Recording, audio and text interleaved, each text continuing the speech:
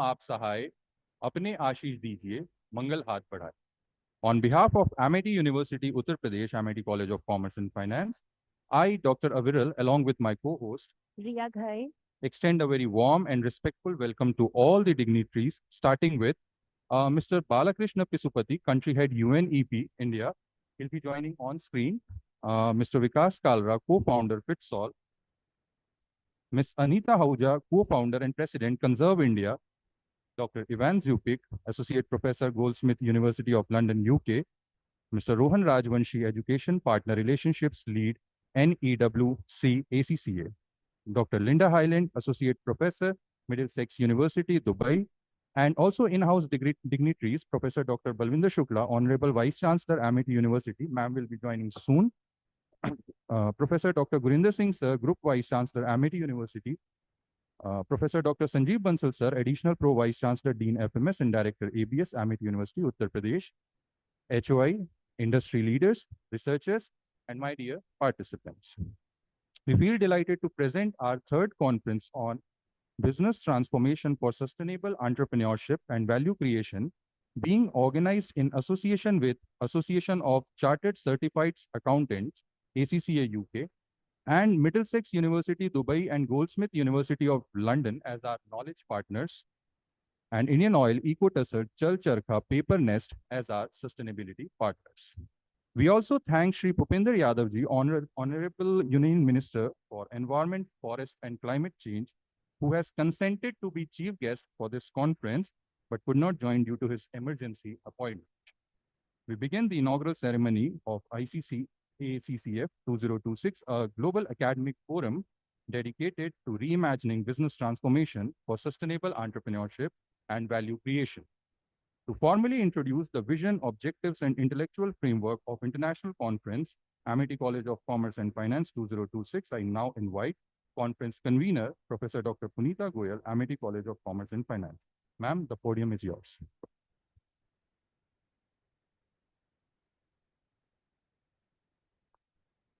Respected dignitaries on the dais, ladies and gentlemen, a very good morning to all of you. It gives me immense pleasure to welcome you to the third edition of International Conference on Business Transformation for Sustainable Entrepreneurship and Value Creation. Your presence today reaffirms our shared commitment to rethinking the ways business create value. Value that is not only economic, but also social, ethical, and environmental. At a moment when the world is navigating climate uncertainty, digital disruption, and shifting societal expectations, business are being called upon to do more than generate profits. They must become agents of positive change. This conference is a collective response to this call. Over the next 2 days, we engage deeply with critical themes that define the future of business and management. Sustainable innovation and social entrepreneurship, artificial intelligence and digital transformation, ethical leadership and human-centric management, climate finance and sustainable investment, sustainable marketing and consumer insights, ESG initiatives and green business models. Together, these themes reflect the evolving role of organizations in creating long-term stakeholder value while addressing global challenges. One of the key strengths of this conference is its strong academic research orientation. We are proud to host 9 technical sessions during which 75 high-quality research papers will be presented. These papers represent rigorous inquiry over diverse perspectives and innovative thinking across our conference themes. I'm confident that the discussions emerging from these sessions will contribute meaningfully to theory, practice, and policy. To further strengthen the research capacity and scholarly impact, the conference features 3 focus workshops on theory development, qualitative research in the age of AI, and publishing research quality papers in reputed journals. These workshops are designed specially to support early career researchers and doctoral scholars while offering valuable insights to experienced academicians navigating a rapidly changing research landscape. Adding a vital practitioner perspective, we also host a panel discussion with social entrepreneurs who will share real-world experience of building ventures that are purpose-driven, resilient, and socially impactful. Their journey reminds us that sustainability is not just a concept, it is a practice shaped by courage, innovation, and ethical commitment. At this core, this conference is a platform for dialogue and collaboration, a space where academicians, industry professionals, and researchers come together to deliberate, debate, and co-create ideas on how business can truly become sustainable and generate value for stakeholders. This conference stands on a strong foundation built by the remarkable success of its first two editions. Those editions generated vibrant academic discourse and led to publication of more than 10 research papers in high-quality Scopus Index journals, along with a Web of Science Index edited book. These outcomes are a testament to the quality of research, rigor, review process, and the collaborative spirit fostered by this conference. Encouraged by this success, we move forward with renewed commitment and higher aspirations. I would like to take this opportunity to sincerely thank our advisory committee, organizing committee, reviewers, speakers, partners, and volunteers for their dedication and hard work in making this conference possible. With these words, I once again welcome you all to this conference and wish you an enriching discussion, inspiring ideas, and truly rewarding experience. Thank you.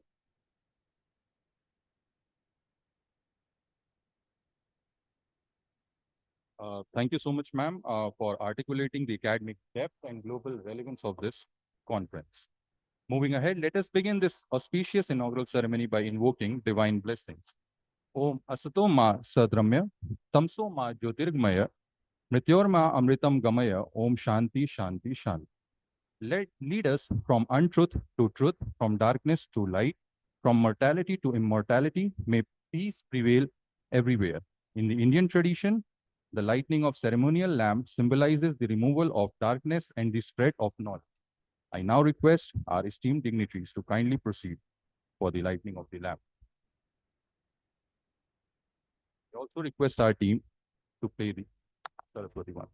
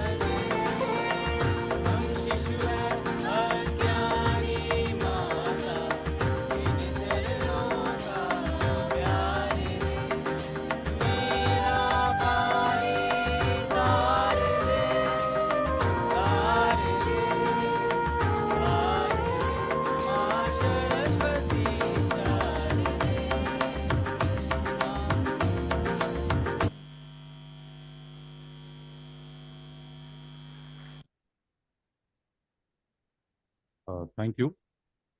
Knowledge illuminated with wisdom is the foundation of sustainable transformation. Now, it gives me immense pleasure to invite Professor Dr. Sujata Khandai, Director ACCF and Chairperson ICACCF 2026 for the formal welcome address. Ma'am, please.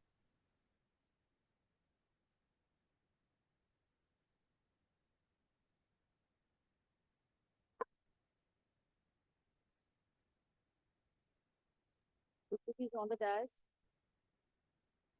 distinguished guests, scholars, industry leaders, colleagues, dear delegates, and my dear friends. A very good morning to all of you. On behalf of our respected Honorable Founder President, sir, Honorable Chancellor, sir, I extend a warm welcome to each one of you to this conference, which sets the tone for a very pertinent and relevant discussion. We are truly honored by all your presence.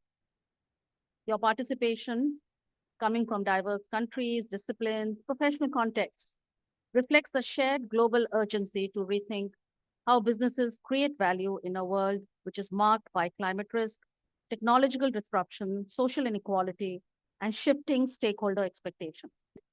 Sustainability is something which is very close to my heart. And that's the reason why we continue having this conference year after year, which has grown tremendously since the first year we started. That's because today business transformation is not just about competitive advantage alone. It is a matter of responsibility. And that's the reason why this conference is to teach you responsibility, to create awareness so that you learn to take onus for all your actions. Sustainable entrepreneurship calls upon us to move beyond short-term profit maximization and towards long-term value creation. And the question that we should be asking today to each, and we should ask ourselves and we should ask each other these questions, the deeper questions that plague each one of us. How can innovation serve not just markets, but society?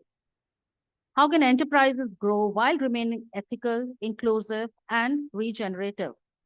And how can leadership shape businesses that are fit for the future? I think these questions should linger in your mind, and you should find some time to find answer to these questions, because you as students will be embarking on a journey either as corporate leaders or as entrepreneurs. And these are questions you should answer before you take any step. And thus, this conference is designed as a vibrant platform for exactly these kind of conversations. We hope this forum fosters meaningful dialogue, interdisciplinary collaboration, and actionable insights. Ideas that I hope do not remain confined to these seminar halls and conference halls or journals for that matter, but translate into policies, strategies, innovations, and ventures that create enduring value. As we begin this intellectual journey together, I invite each one of you to engage openly, frankly, question deeply, collaborate generously, and envision boldly. Let this conference be not just a meeting of minds, but a catalyst for transformative action towards sustainable entrepreneurship and responsible value creation. Once again, a very, very warm welcome to each one of you for supporting us, for being here with us, and for believing in us. I wish you all an enriching and memorable conference. Thank you once again.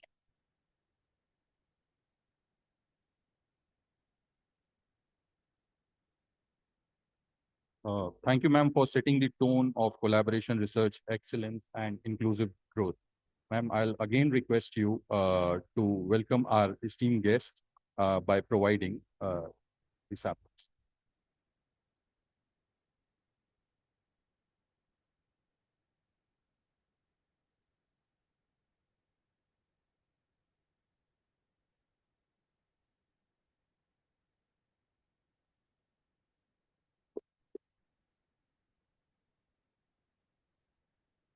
A round of applause. Applause, please.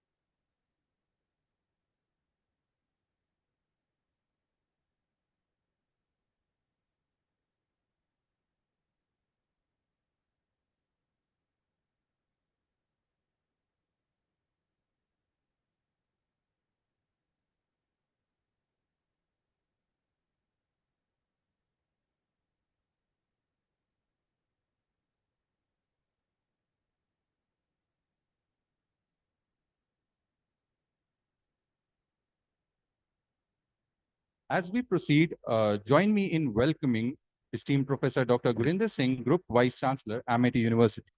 Professor Dr. Gurinder Singh, Group Vice Chancellor, Amity University, Director General, Amity Group of Institutions, and Vice Chairman, Global Foundation for Learning Excellence, has an extensive experience of more than 30 years in institutional building, teaching, consultancy, research, and industry. He has been instrumental in establishing various Amity campuses abroad, including in London, USA, Singapore, Mauritius, Australia, Tashkent, and other parts of the world. He has spoken at various international forums, which includes prestigious $1 million roundtable conference at Harvard Business School, New York University, and many more. Sir, your expertise would be greatly appreciated on this stage as you share your insights. Sir, please.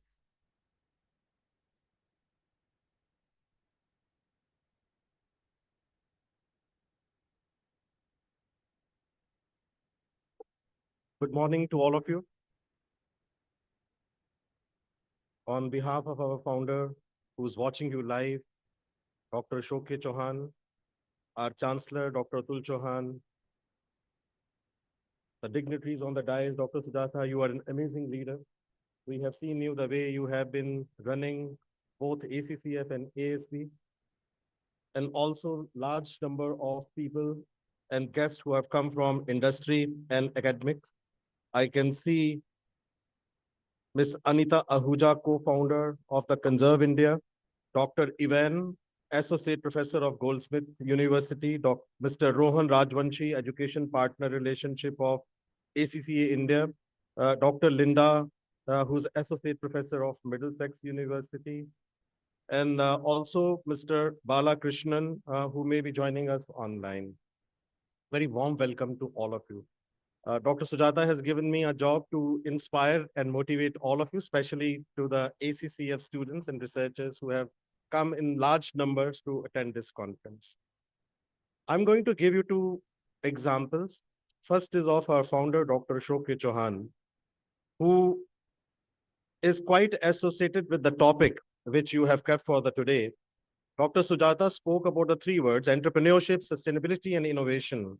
And I think if you look at all these three words, these are the three pillars on which Amity is standing today.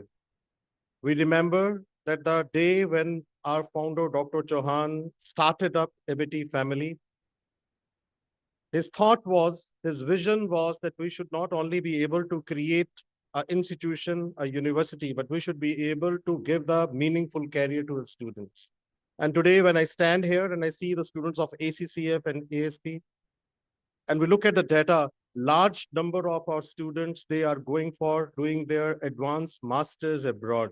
So congratulations to all of you. Give a huge applause to yourself for the wonderful career opportunities which you are looking abroad. And I can see two universities from UK today here. One is Goldsmith University and the Middlesex University. And our friends from Dubai who have come to attend this conference. Very warm welcome to all of you.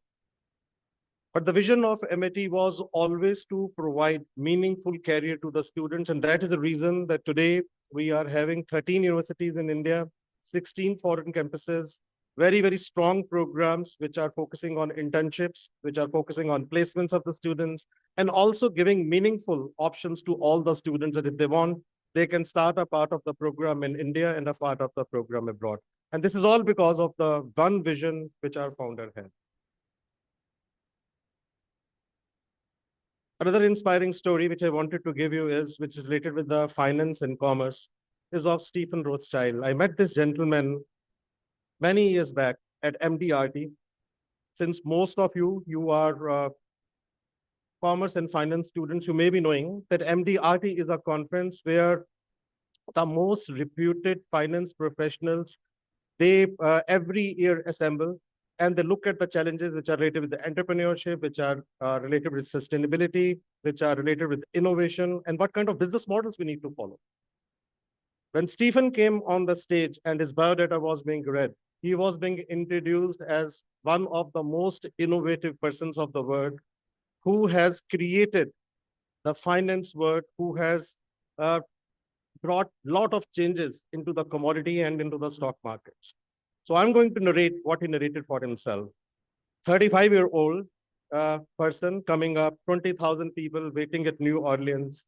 to listen to him, and he comes and he narrates his story, which I'm narrating for the next 5 minutes, which may inspire you. And he narrated that today I am 35. And if someone asks me that what is the name of my father, I will not be able to tell you who was my father. I don't know who he was, whether he was a Jew, whether he was a Hindu, whether he was a Muslim. I don't know who he was. For me, my mom was everything. If I can speak well, it's because of my mom. If I can stand confidently, it's because of my mom. If I can speak confidently, it's because of my mom. She gave me the first language.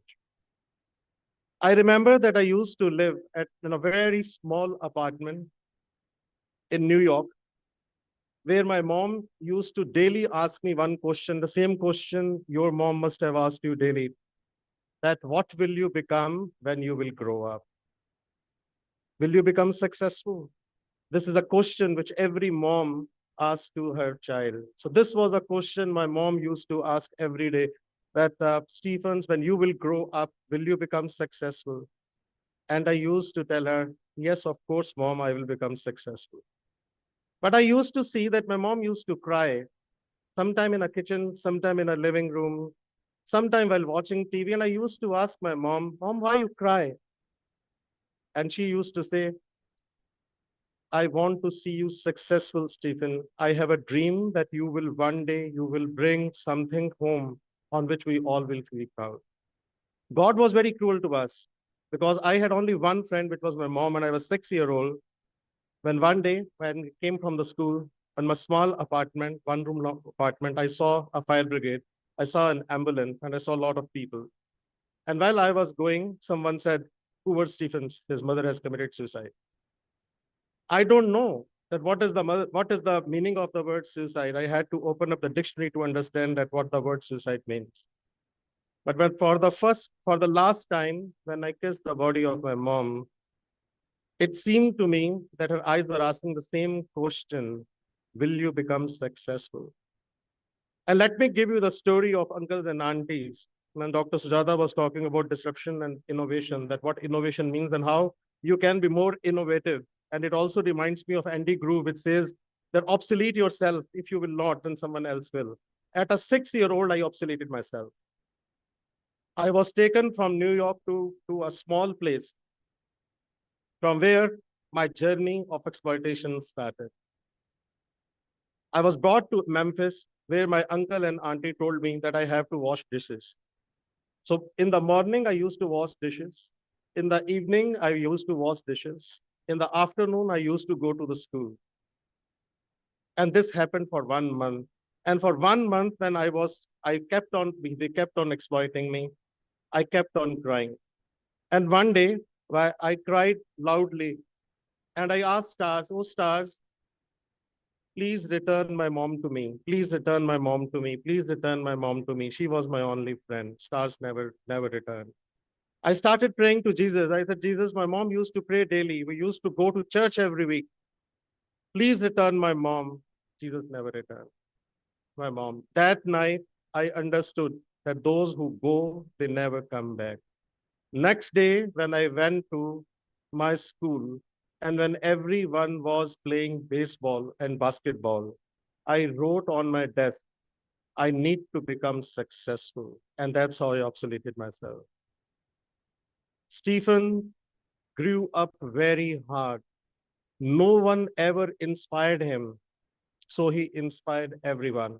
No one motivated him, so he motivated everyone. He was a school topper and went on a scholarship to Wharton to do his graduation.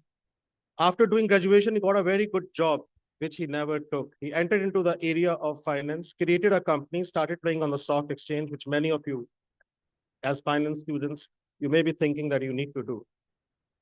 33% of his profits used to go back to his company. During the COVID, when everyone was closing down, he expanded. And you will see that no one, 1% is the attrition in his company.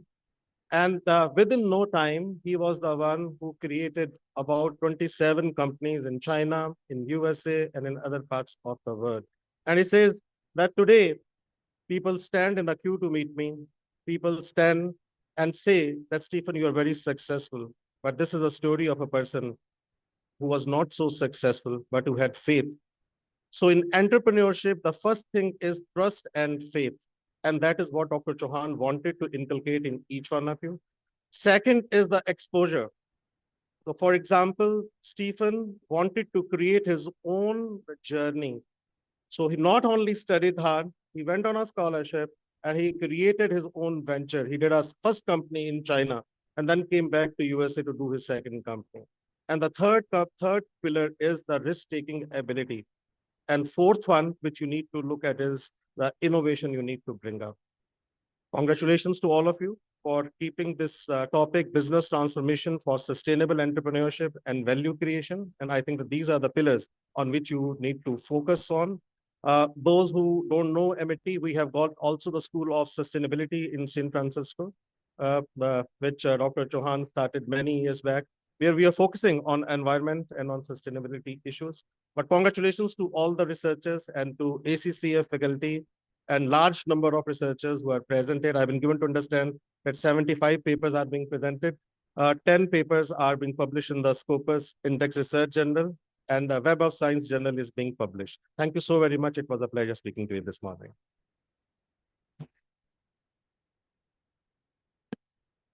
Thank you so much, sir, for your profound insights and a wonderful story that always inspires us. I'm sure most of the participants would appreciate this outclass knowledge. Thank you so much once again. It's my privilege to introduce our guest of honor and keynote speaker, Mr. Vikas Kalra, co-founder and chief business officer of FITSL. Mr. Kalra is a seasoned industry leader with over 2 decades of experience across supply chain management, strategic sourcing, and sustainability-led business transformation. He is an alumnus of the Indian Institute of Management, Lucknow, and has held senior leadership roles in reputed organizations such as Hero Motocorp, JK Tire Industries, Hinware Home Innovation, and Rington, Middle East and Africa. At FITSL, Mr. Kalra is playing a pivotal role in enabling organizations to measure, manage, and reduce their carbon footprint, helping business align profitability with climate responsibility and ESG goals. His work reflects a deep commitment to building scalable technology-driven solutions for net zero transition, and sustained value creation. We are honored to have Mr. Kalra with us today, and we look forward to have his insights as he addresses the gatherings. Ladies and gentlemen, please give a round of applause to Mr. Kalra. Thank you. Over to you, sir. Before proceeding ahead, I request Director ACCF to welcome Sir with a piece of sap.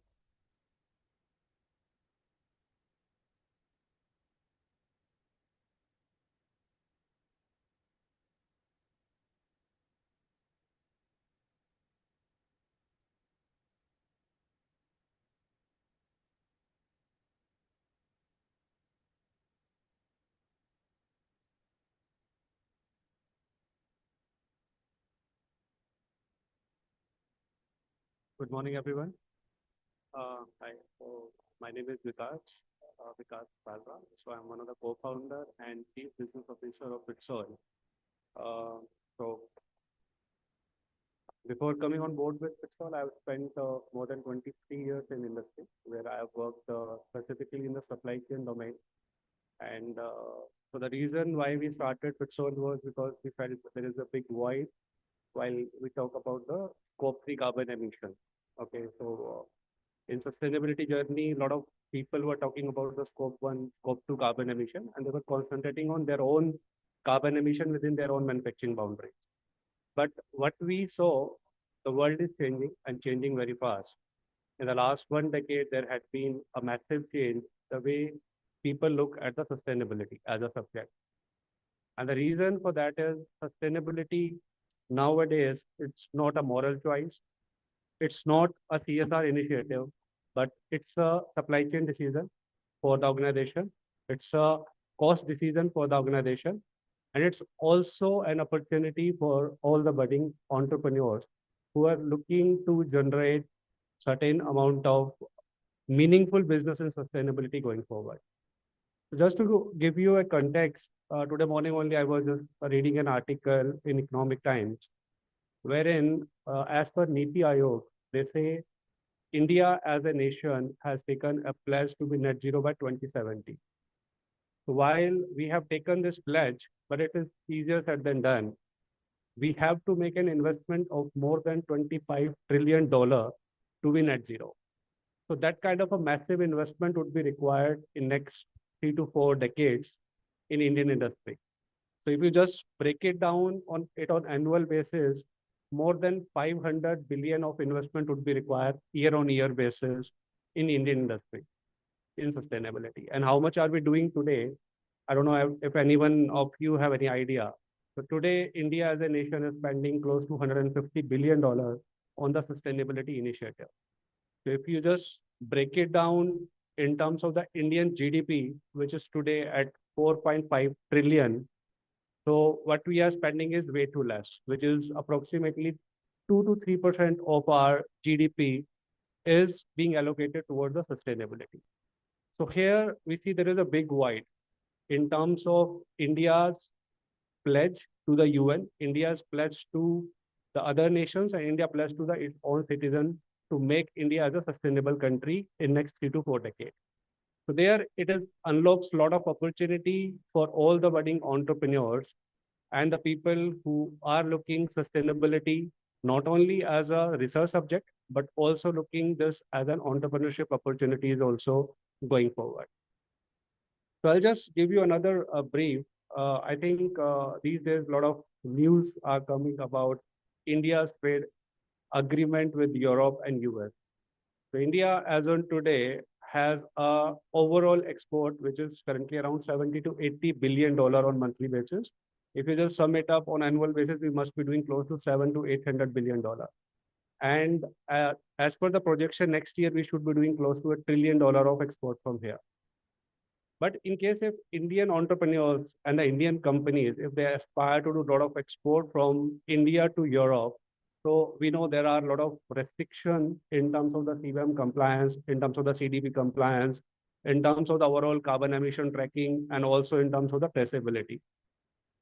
So Indian companies also are now addressing these issues. Until now, most of the companies in India, they were only talking about the scope 1 and scope 2 carbon emission. So if we just break down the carbon emission in 3 parts, which is the scope 1, scope 2, and scope 3. Scope 1 and scope 2 is more to do with the internal environment of any organization. And scope 3 part is basically the external environmental, which is more to do with your upstream value chain or the downstream value chain. So if you see in India's context, in any manufacturing companies, if we see 70 to 80% of the carbon emissions are happening in the scope 3 only. So now, if you're aspiring to do a lot of export from India to Europe and also to US, you surely will have to, first of all, report your carbon emission. And second is to reduce your carbon emission and to be carbon neutral. Because most of the European nations have taken a pledge to be net zero by 2035 or 2040. India, being a developing economy, has taken to be net zero by 2070. And a lot of aids are also expected to come from the UN and some other countries. Now, if you talk about the Indian manufacturing context, a lot of investment is happening because in India, a lot of export is happening in textile, automotive, electronics, and other related industries also like gems and all. Now, if we aspire to a lot of export from here, then we have to be self-reliant in terms of our sustainability initiatives, what are to be taken in the Indian industry. So for the very first step which comes into place is the carbon emission reporting, which typically is the scope 1, 2, and scope 3 emission, as I said earlier. So that is something easier said than done. Scope 1 and scope 2 generally, as I said, is constitute to only 20% of your emission, and scope 3 constitute to 80% of emission, which also has the carbon emission of the raw material supplied by your suppliers as well. Apart from that, any kind of logistics, transportation, packaging, waste, employee commute. So there are 15 odd categories in the scope 3, which again is a very much part of your emission. So first of all, having the right kind of emission factors embedded in the system, that itself is very much important to come up with a carbon emission reporting. today, if you approach maybe 10 companies or the 10 external consultants who are working in sustainability domain, and we ask them that, okay, how much carbon emission a company is doing, maybe all 10 will come up with a different report. Because the carbon emission factors considered by these companies are very different and they are very much dynamic in nature. Just to give you an example of India energy carbon emission, which used to be 0.7, and in the last decade, it has been reduced by almost 10 to 15% because we are now going more reliant on the nuclear energy than on the fossil fuel. So that's how this dynamism in overall emission factor is also to be embedded in your systems as well while you are calculating your carbon emission. And that's why a lot of investment is nowadays is happening in technology. A lot of people are making a lot of investment into AI part as well. So artificial intelligence, when I say, and the people correlate this with the sustainable journey, how exactly it is being embedded in your sustainability.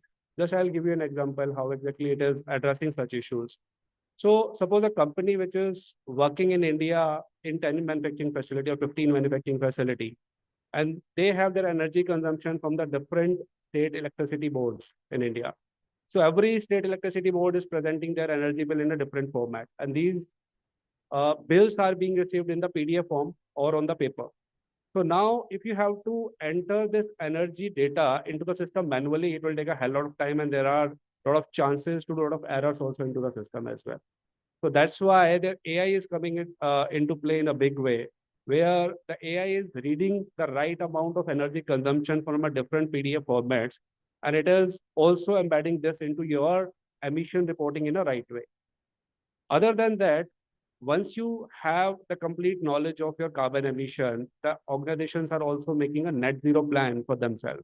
So while you create a net zero plan for themselves, AI is helping them to do this kind of a benchmarking also. So suppose a company which is into textile and which has a turnover of around 200 to 300 CR as on today. So if you have to see that, okay, today I'm emitting 1,000 tons of carbon emission and my aim is to be net zero, how many years should I take? So there the AI is coming up in a big way, and it is helping to do this kind of a benchmarking where it is suggesting that, okay, whether this journey should be taking 10 years, 15 years, or 20 years down the line. So that way you can create overall net zero plan for the organization. And then system is also suggesting that how you should be achieving the net zero plan. So suppose 50% of the emission today is happening only in transportation. So if that can be reduced by better planning of transportation, if we can create a better milk run plans through which we can reduce the number of trips or the of the trucks, or if we can switch to the EV trucks also tomorrow. Similarly, in the packaging domain, can be switched from the cardboard and can be switched to the more sustainable kind of a packaging, which is a PP boxes on a returnable basis. So these kind of innovative solutions is coming up in a big way. And their technology is also helping us in day-to-day business operations, where it is suggesting us that how we should be reducing the carbon emission. Because generally to be a net zero as a nation, if we are taking 40 years, as an organization, also most of the private or the public listed companies have now starting creating the plans, and they also have now started their net zero journey, which ideally should be taking 15, 20, 30 odd years. But again, the most important part is to embark on that journey and to reduce this on a year-on-year basis. Thirdly is the compliance part now. So Government of India has come up with a lot of compliance of late. Earlier, most of the carbon emission reporting used to be voluntary. Nowadays, if you will see, this emissions wise, government has come up with a BRSR report in India, where you need to publish the carbon emission data on year basis. So then it becomes now mandatory for most of the listed companies. So now they have made it mandatory for top 1,000 listed companies. And now going forward, it is going to be mandatory for all listed companies next 2 to 3 years. So overall plan for the government is, because if India as a nation has to be sustainable, so the manufacturing sector also will have to support. Government is taking a lot of initiative while creating the infrastructure, while creating the alternate energy resources.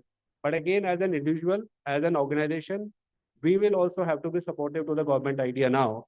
So that's why government has started giving a nudge to now the listed companies to report the carbon emission. And why they are doing so? Once you have the data in front of you, once you are aware that, okay, how much emission are you doing as an organization?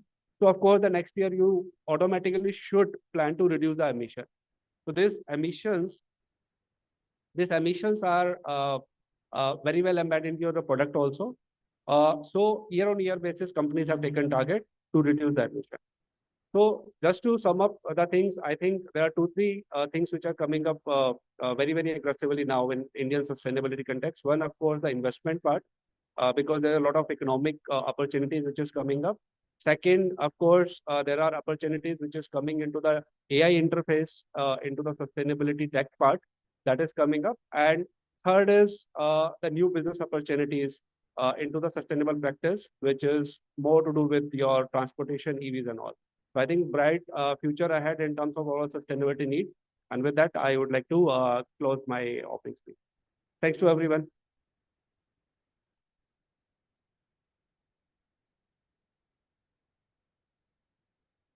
Thank you so much, sir, for your words and in enlightening us with the depth of sustainability, which is no longer a moral choice, but indeed a necessity for budding entrepreneurs and especially India if we want to be a sustainable nation.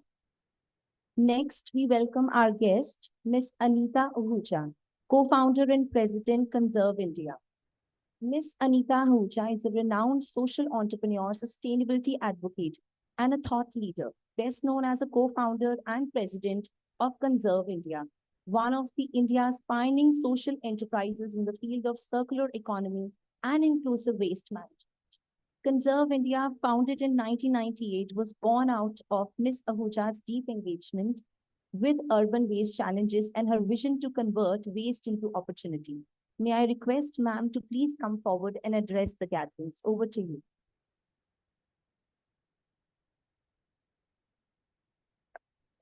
We have also joined with retired Commodore B.B. Nagpal, NM. He's also former CMD Goa Shipyard Limited. We welcome you, sir. Ma'am, please.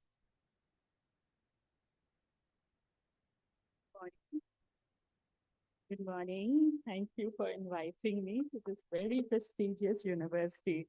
You all are really lucky to be part of this organization. Today, I've been invited to talk about sustainable entrepreneurship and business transformation. I'll just get down to the basic of these terms, whether we are on the same page or not. So for me, sustainable entrepreneurship is basically a social enterprise which has got all the three bottom lines. And I'm sure you all know what the three bottom lines are. So a little bit about my social entrepreneurship journey, which I started 30 years back. Now, what do? I basically, that time these terms weren't there of social enterprises or I started working with waste, plastic waste and textile waste.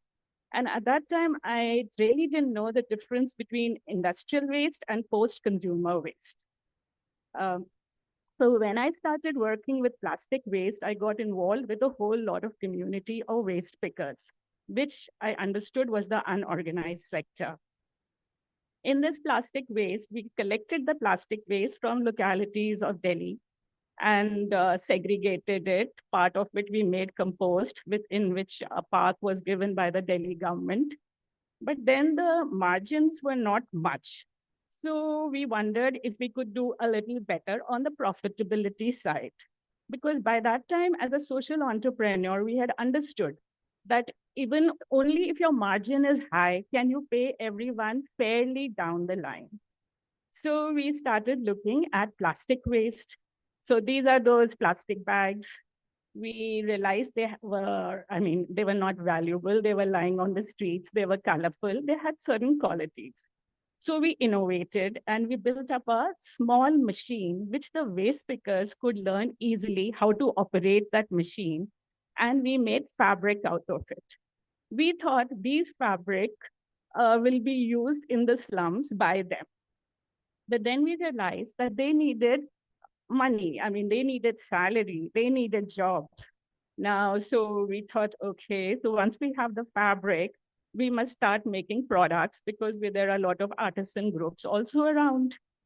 When we started making products, we made all kinds, like file folders, all kinds, and we started making simple handbags. We realized that if we are in the fashion industry and if we make valuable products, with good quality and good brand, they are sold at a much higher price. So basically, a social entrepreneur is also motivated by profit. Because if the profit is not there, then how do you sustain an organization? So we got into fashion and we started making high value handbags. Now, where should we sell it? Indian market was not very good at that point of time, because all this I'm taking you through a journey of my early 30 years. We realized that if we get into exports, we'll get the volumes which we needed at that point. And also the margins were better. So we became a fair trade company, and we got a handful of high-end boutiques in Europe and America who were also fair trade and willing to give us a good price and understood our storyline also. So that's how we got into exports. We didn't really have a business plan or something. It was very year to year. We were just trying to manage our money well. That was the time gradually you realize that an organization to sustain long-term, you need all three bottom lines. So we were employing the waste pickers. But as we grew, we realized that having this unskilled labor was a huge problem for us. Like, for example, segregating waste and all is fine. But how do we make their career charts? Like, how do they grow? And we didn't have any money for skilling, neither did at that time the government have any program.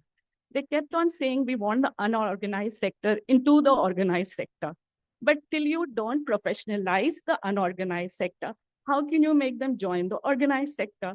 So we were wondering what to do and how to increase their quality of jobs, which will result in increase of money. So like I said, we were in fashion.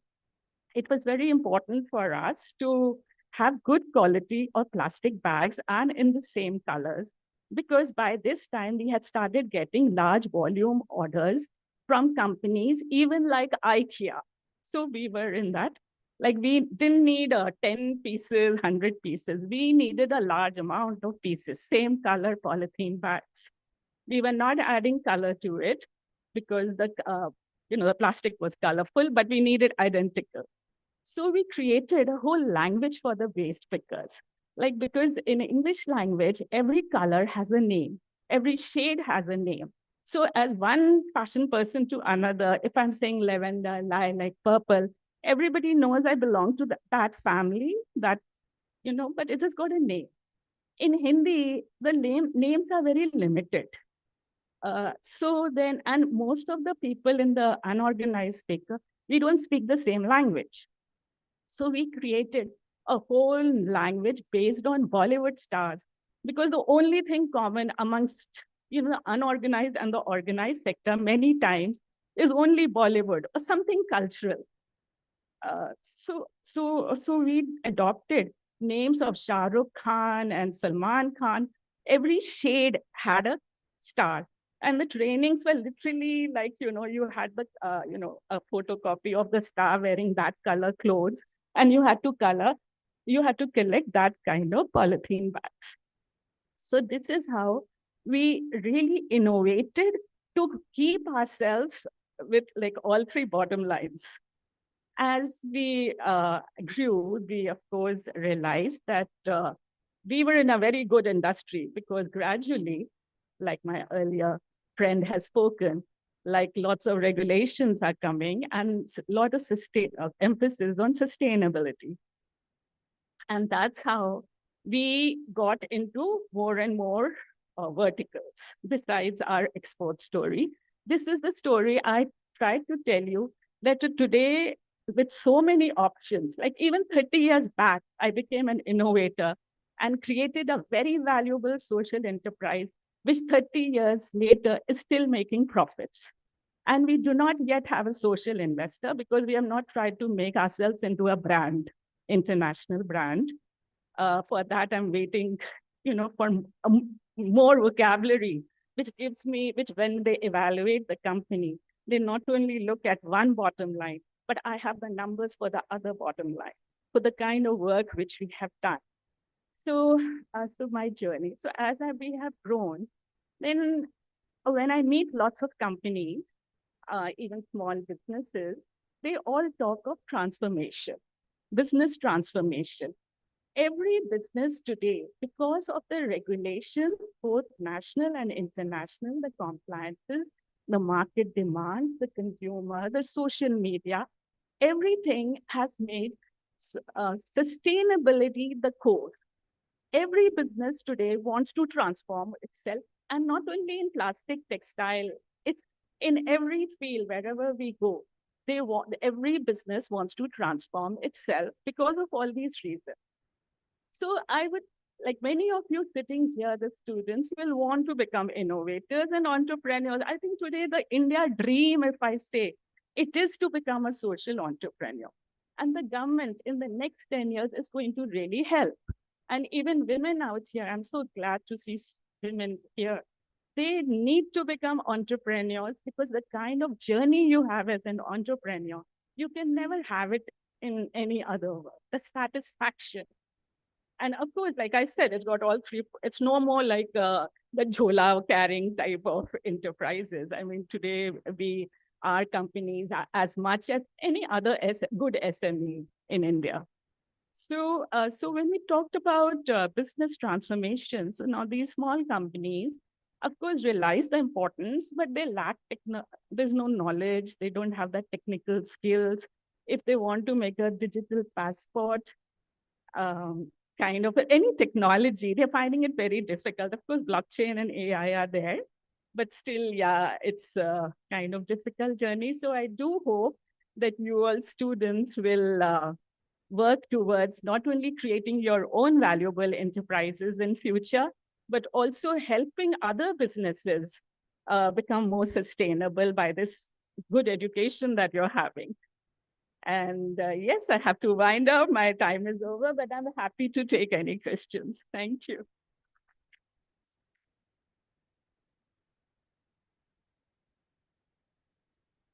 Thank you so much, ma'am, for sharing your 30 years of beautiful journey about waste management, innovation, and creating valuable products, and how organically you have created opportunities for unorganized sector. Now, may I please request Dr. Sujata Khandai, ma'am?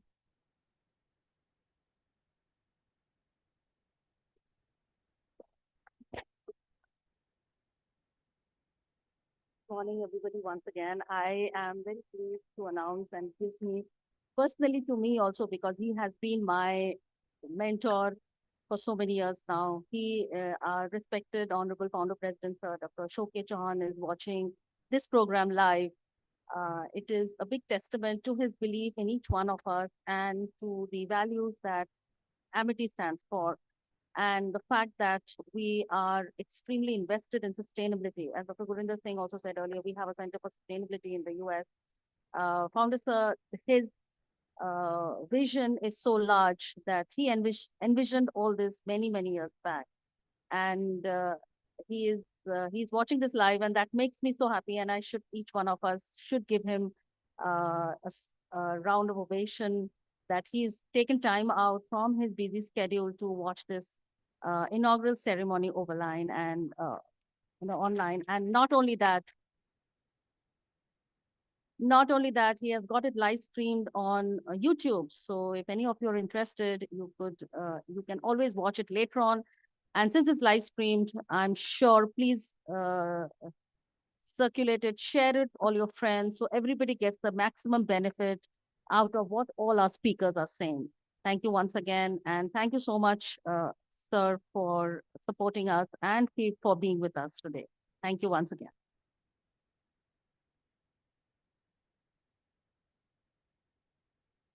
Thank you so much, ma'am. To move on next in the series, we have with us Dr. Ivan Zupik, Associate Professor, Goldsmith, University of London, UK. Dr. Zupik is an Associate Professor at Institute of Management Studies, Goldsmith, University of London. He received his PhD degree in Management and Organization from School of Economics and Business, University of Ljubljana. His research interests include bibliometrics, text analysis, digital economy, high-growth firms, and research methods. Sir, now I request you to present your version to the respective audience. Sir, please.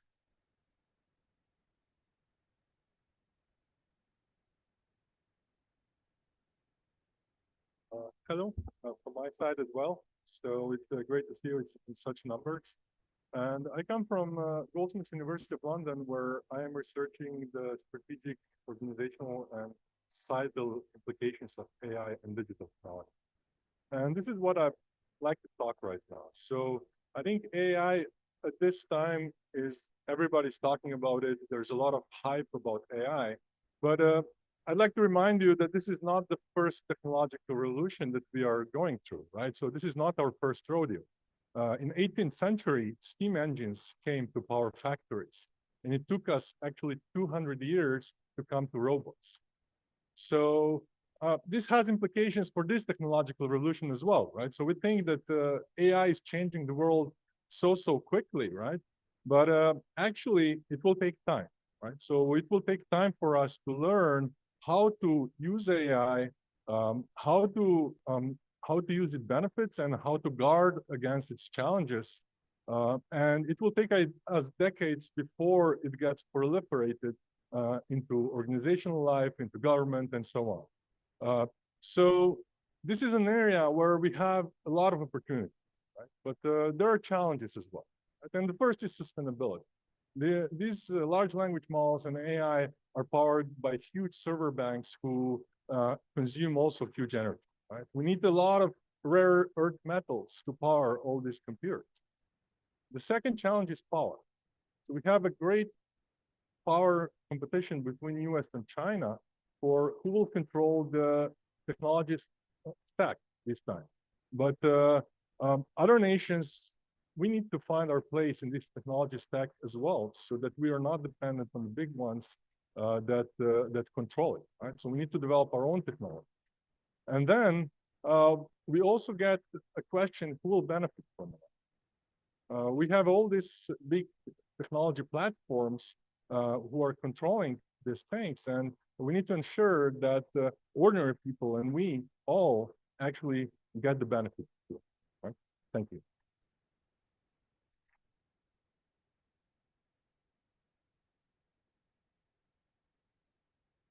Thanks a ton, sir, for highlighting such pivotal issues related to the conference theme and ideally explaining the same in a wonderful manner. To add in this, we have with us our next guest, Mr. Rohan Rajvanshi, Education Partner Relationships Lead, NEWC, ACCA India. Mr. Rohan Rajvanshi currently serves as the Education Partner Relationships Lead for North, East, West, and Central India at ACCA. Having spent more than 8 years in ACCA, he has been instrumental in fostering institutional relationships, expanding the ALP network, collaborating with diverse corporations, and introducing innovative initiatives to drive the progress of the accountancy field for the southern and northern parts of the country. May I now request sir to address the gatherings.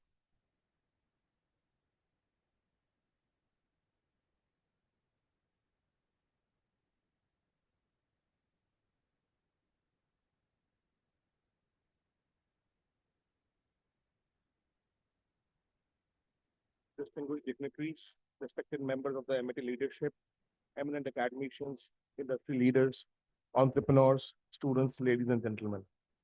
Best of the morning to you. It's a privilege to be at MIT University in Noida for the third international conference on business transformation for sustainable entrepreneurship and value creation. On behalf of ACCA, I'm delighted to share that we are very proud of this partnership, and we sincerely appreciate MIT University for this collaboration and for creating a platform that brings together academia, industry, and the profession to engage in meaningful dialogue on one of the most critical themes shaping the future of business. The focus of this conference could not be more timely. Across the globe, and particularly in the fast-growing economies like India, businesses are navigating an environment defined by rapid technological change, sustainability imperatives, regulatory evolution, and rising stakeholder expectation. In such a landscape, business transformation is no longer a choice driven by competitiveness alone. It's a necessity driven by responsibility. Equally sustainable entrepreneurship is no longer a niche concept. It's central to long-term value creation. At ACCA, we believe that value creation today must be multidimensional. Financial performance remains important, but it must be achieved alongside ethical governance, environmental stewardship, and social impact. Sustainable businesses are those that create value not only for shareholders, but for employees, communities, and future generations. This shift has significantly elevated the role of financing and accounting professionals. Today's professionals are not merely record keepers or compliance experts. They are strategic advisors, risk managers, and increasingly enablers of sustainable decision making. They help organizations understand trade-offs, allocate capital responsibility, manage the risk, and build trust through transparency and integrity. Three key forces that are driving this transformation. Of course, the first one is technology, digitalization, data analytics, and everybody who's speaking about AI to integrated reporting. Organizations are offering these tools tremendously with great potential, but they must be applied with professional judgment, ethical awareness, and a clear understanding of business impact. Second, sustainability and regulation. From climate-related disclosures to integrated reporting, organizations are expected to demonstrate accountability for their broader impact. Sustainability is moving beyond reporting. It is becoming a core driver of strategy, investment, and performance. Third, talent and mindset. Sustainable entrepreneurship demands leaders who think long-term, embrace complexity, and balance profitability with purpose. Developing such talent requires strong collaboration between academia, professional bodies, and industry. This is where partnerships like one between ACC and MIT University become especially important. As a global professional body, ACC is committed to working closely with academic institutions to ensure that education remains relevant, future-focused, and aligned with industry needs. By partnering an initiative such as this conference, we aim to bridge the gap between academic theory and professional practice and between education and employability. To the academicians present here today, you play a pivotal role in shaping the next generation of professionals, embedding sustainability, ethics, digital skills, and real-world application into teaching is one of the most powerful contributions to long-term economic and societal impact. To the students and young professionals, you're entering a world that needs responsible, adaptable, and purpose-driven leaders. The choices you make and the values you uphold will define the future of business. And to the industry leaders and entrepreneurs, your commitment to sustainable business practices will determine how resilient and inclusive our growth will be. In closing, let me reiterate ACC's commitment as a partner in this conference as a global professional body to supporting sustainable entrepreneurship, business transformation, and the development of future-ready finance professionals.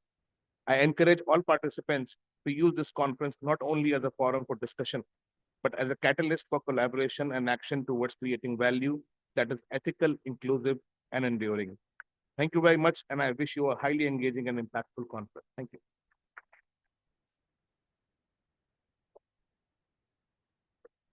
Thank you so much, sir, for your enriching information with global environmental perspectives and business transformation.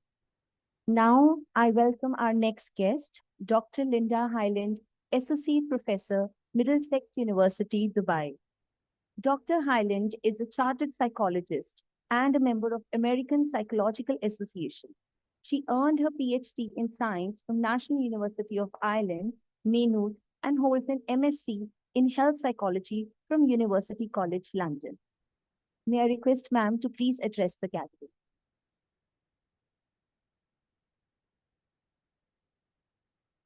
Thank you all. Good morning.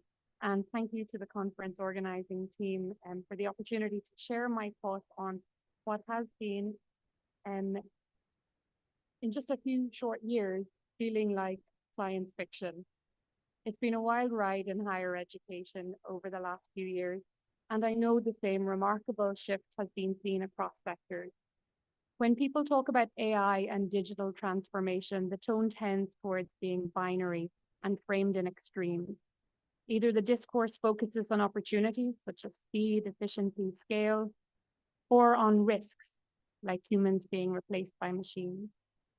We've been here before, as Dr. Ivan said. It's not a new story. In reality, most people and organizations are somewhere in the middle. They're already using AI and they're figuring it out as they go along. So what I want to talk about today isn't whether we should be using AI. That question has already been definitively answered. the decision has been made. What I'm interested in as a psychologist is how AI changes the way judgment operates within organizations and what that means for leadership and organizational well-being.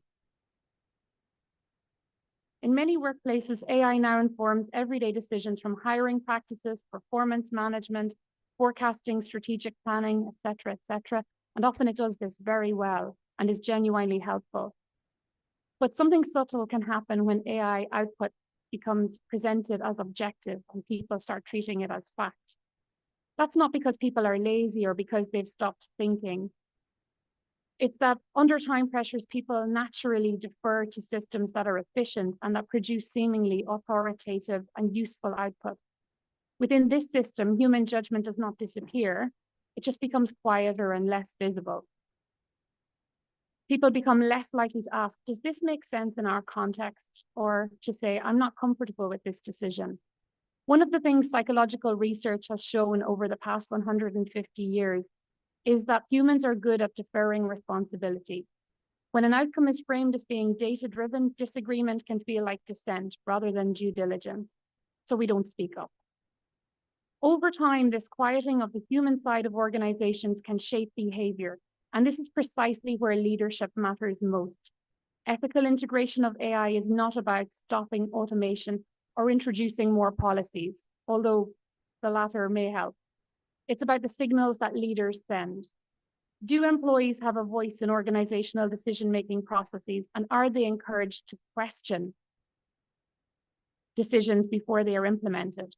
Organizations that use AI well, and the people within organizations that use AI well, tend to frame these tools as supporting and not replacing decision-making. Leaders can model critical engagement by asking questions openly, encouraging others to do so too, and by making it clear that judgment and context matter. Speed and efficiency are very important, but they should not come at the cost of compromising an organizational environment that values the contributions and critical thinking of all its members. This connects directly to well-being. When employees feel that decisions are happening to them rather than with them, they can disengage cognitively. They may still perform, but not at their peak and possibly not for long. They may draw conclusions about their own security and value and how replaceable they are. They may be reluctant to engage, take risks, innovate, and this may be where they check out. The first signs of trouble might not be financial, but rather psychological. From an organizational perspective, losing disengaged and disinterested employees might not be the worst thing to happen. Actually, retaining them might be. Thus, well-being can be an early indicator of how organizations are changing and whether this is indeed a welcome change. These dynamics are not unique to one sector. Businesses across the board and around the world are moving quickly to remain competitive. Developers of new AI platforms and tools are vying for our attention. Policymakers are trying to ensure ethical use, fairness, accountability, and trust. Researchers often notice second-order effects, the consequences that emerge over time rather than immediately. When perspectives of different stakeholders are siloed, we are at a disadvantage. And that's why collaboration across academia, industry, and policy matter in very real practical terms. This can help create a shared language of responsibility and keep the human side of organizations at the forefront. And I believe this will become more important than ever as we move towards a world in which AI systems become more complex and more pervasive. So if there is one idea that I want to emphasize this morning, it goes a little something like this. Ethical AI and sustainable digital transformation don't hinge on smarter systems. If digital transformation is about the future of organizations, then ethical AI is about the future of trust. And trust is not a technical problem, it is a human one. AI does not reduce the need for human judgment, it increases the importance of how that judgment is exercised. Responsible innovation doesn't begin with better algorithms, it starts with value-driven leadership, psychological safety, and continued dialogue across sectors. If we want AI-enabled future-ready organizations that are resilient, inclusive, and sustainable, we have to design not just for efficiency, but for people. Thank you.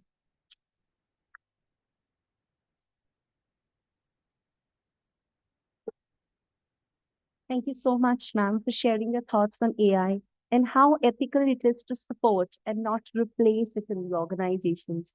And indeed, trust is human-centric.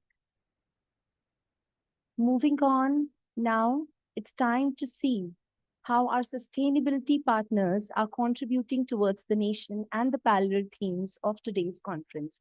Let us see the glimpse of our sustainability partners, starting with Indian Oil, EcoTussr, Paper Nest, and Jal Charkha. I request IT team to play the video, please.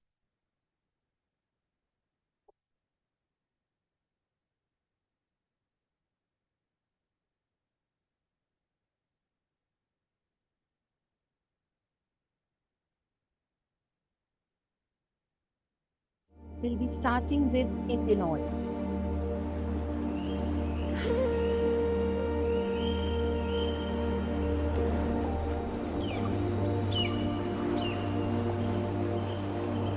Far out in the Indian Ocean lies a small island, home to only a few people.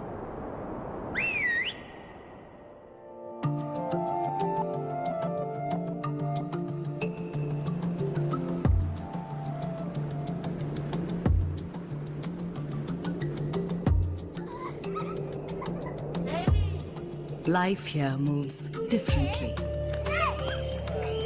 What is instant elsewhere arrives here slowly.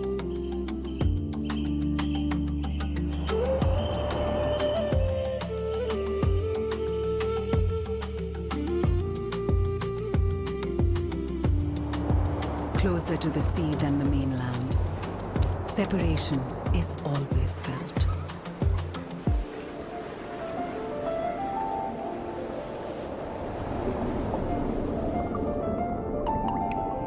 Yet the island is held together by people who belong to it.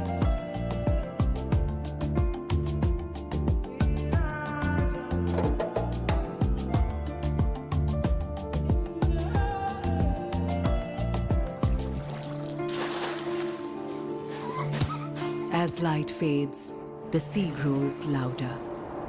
Here, night is more than just the absence of light. It is isolation. It is a question this island asks. Who would light their lives so far away? Who would bring energy across the ocean?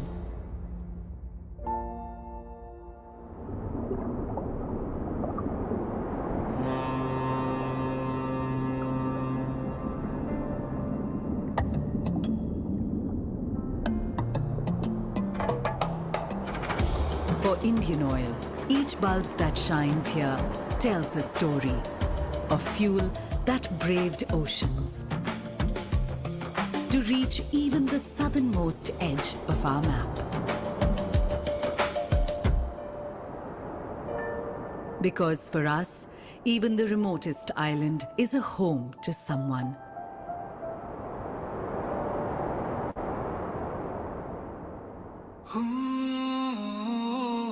This is who it's for. This is India's energy. It sounds like laughter. It moves in rhythm. Eventually, it finds its way.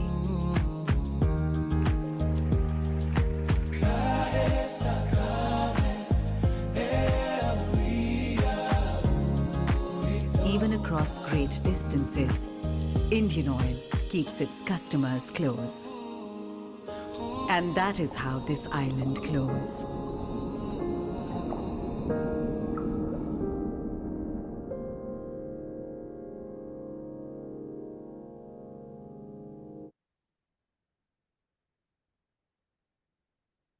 We'll be seeing the glimpse of EcoTussr.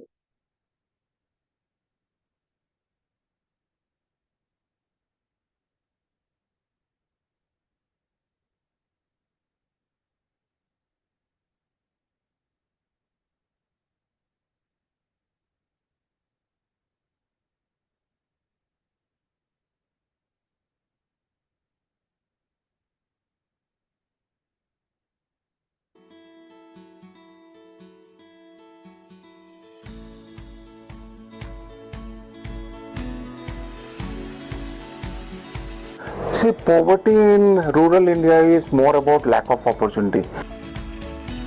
What we are trying to do is, through our business, create economic wage opportunity in the village itself. अपना खर्चा चला रहल छी, बच्चा उतरू पढ़ा रहल छी अपना. We are trying to create products which are world class, but using lot of processes which are manual and in which small producers and artisans can be engaged.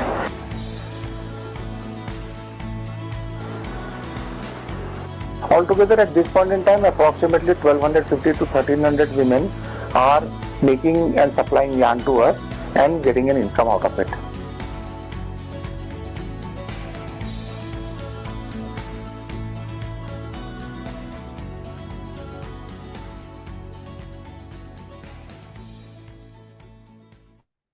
That was a small glimpse by ICACCF, which is indeed adding value for creating opportunities, especially for women entrepreneurs. Next, may I request to play the small video of our sustainability partners, Paper Nest.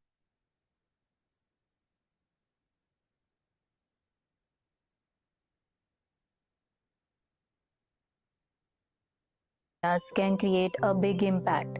Ours was turning waste into something meaningful. Hi, I am Nancy, the founder of Paper Nest.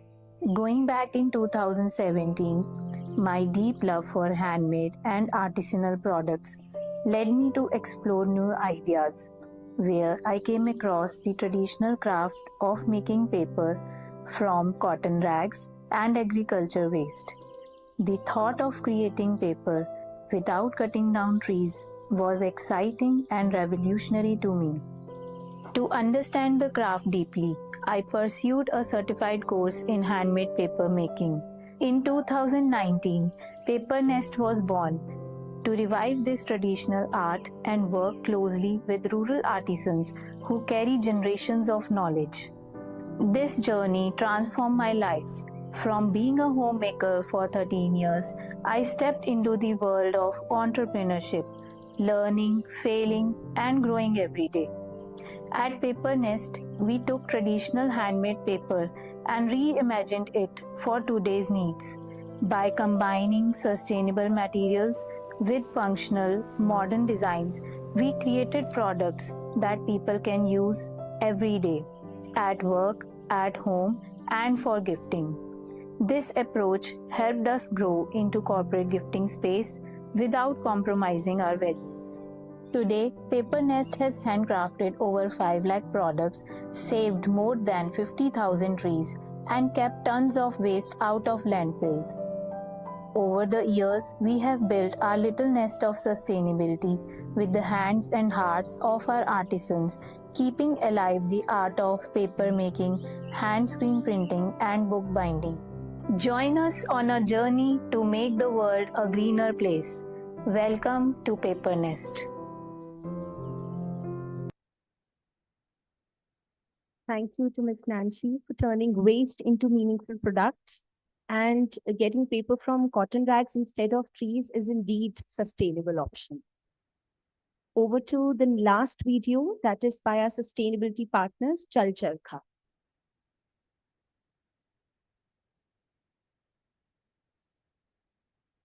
आदेश मिला है, रुको रुको, लौट चलो, लौट चलो, लौट चलो। कहाँ चले गए थे? लौटने की आवश्यकता पड़ गई। लौटना बहुत कठिन होता है, लेकिन दृढ़ संकल्प ले ले, इंडिया से भारत की ओर लौट चलो। वर्तमान के वर्धमान, अहिंसा के अवतार, जैनाचार्य 108 श्री विद्यासागर जी महाराज का कल्याणकारी आशीर्वाद, जिसकी छांव में भारत की प्राचीन हस्तशिल्प कलाओं और हथकरघा उद्योग के माध्यम से हजारों लोगों को मिल रहा है स्वस्थ और सुखी जीवन। सेंटर नहीं आते थे तो बहुत दुख ही था। यहाँ बहुत अच्छी लगती है सर, पैसा की भी कमी नहीं है। मेरे माता पिता नहीं है, मैं अपनी नानी के यहाँ पे रहती हूँ। मेरे हाथ देखकर मुझे लगता था मेरा कोई ये हाथ भी मेरे सहारे के नहीं है, लेकिन चरखा आ गया, मेरा ये सहारा बन गया।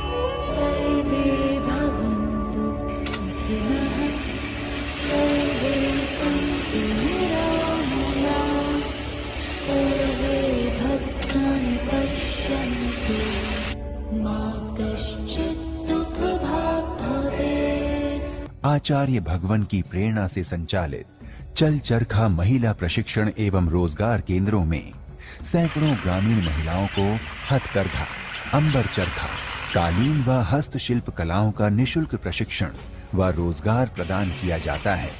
अल्प समय में महिलाएं प्रशिक्षित होकर आत्मनिर्भर बनती हैं। हमारे सब लोग खुश रहते हैं जब से कमाने लगे, पहला तो हम कुछ भी नहीं करते थे। इन केंद्रों का उद्देश्य है कि कोई बेरोजगार न रहे, महिलाएं स्वावलंबी बने, प्रकृति सुरक्षित रहे, भारत की कलाएं समृद्ध हों और उनकी आभा दिग दिगंत तक फैले। सर्व मंगल की भावनाओं के साथ यहाँ उत्पादित वस्तुएं आकर्षक, नित नवीन, प्रकृति रक्षक हैं। इनमें भारत की गौरवशाली पारंपरिक कलाओं का दर्शन होता है। अतः आइए और सर्वे भवन्तु सुखिनः की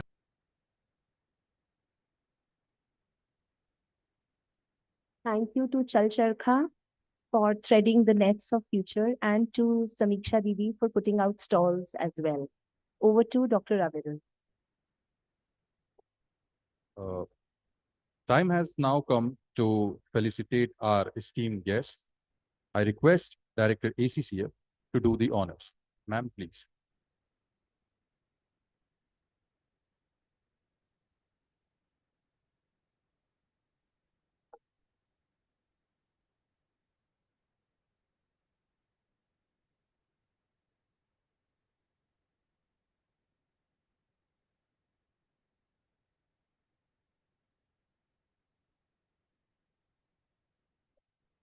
Starting with Ms. Anita Ahuja. Ma'am.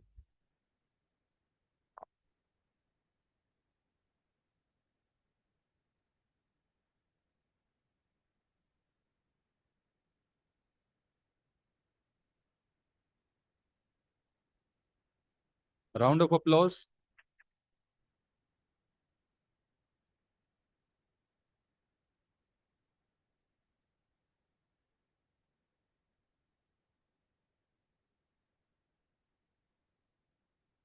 Thank you. Next is Mr. Vikas Kalra, co-founder Fitsol. Sir, please.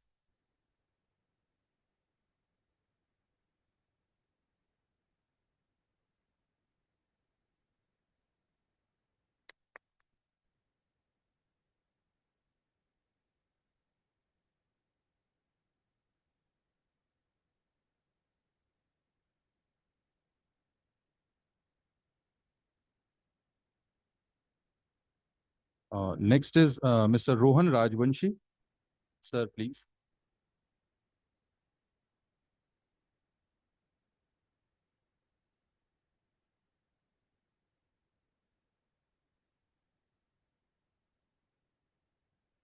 So Rohan Rajvanshi, Education Partner Relationships Lead, ACCA.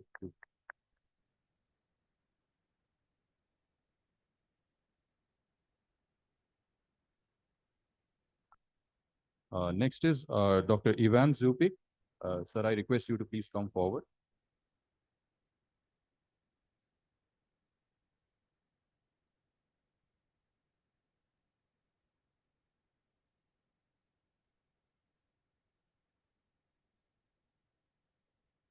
Dr. Ivan Zupik, Associate Professor, Goldsmith University of London, UK.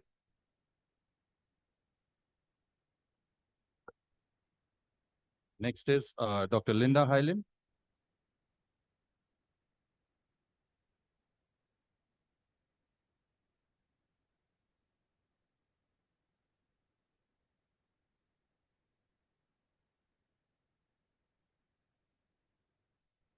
Dr. Linda Hyland, Associate Professor, Middlesex University, Dubai.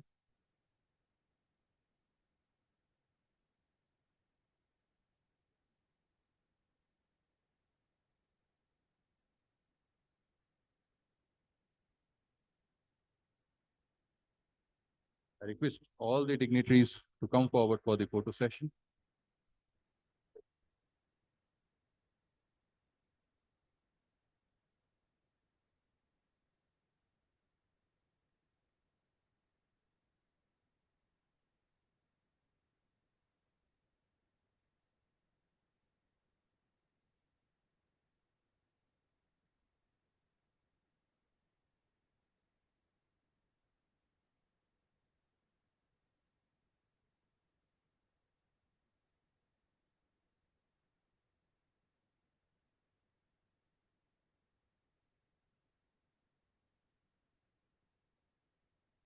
As we conclude the inaugural ceremony, let us remember sustainability is no longer optional, ethical leadership is no longer aspirational, business transformation is no longer gradual. It is imperative. With this, we formally declare the international conference inaugurated. Thank you to all the dignitaries and participants. Have an intellectually stimulating conference ahead. I also request kindly join us for high tea. It's actually in lounge, and I also request to visit. There are stalls outside, so you can visit the same too. I request everyone. Thank you.